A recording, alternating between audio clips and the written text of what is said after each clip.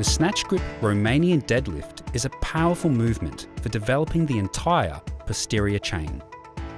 Targeting everything from the traps and lats to the lower back, glutes and hamstrings, few exercises rival the deadlift for muscular development. The Snatch Grip Romanian variation adds the extra challenge of a wider grip and constant tension. To do this exercise, hold the bar with a wide grip. Make sure your grip is solid on the bar. Use lifting straps if you need to. Initiate the movement by bending at the hips, keeping the back straight and the lats tight. Push your hips back and feel tension building in the hamstrings as you lower the weight with a straight back. Reverse the movement using the hamstrings to pull the torso back to the starting position.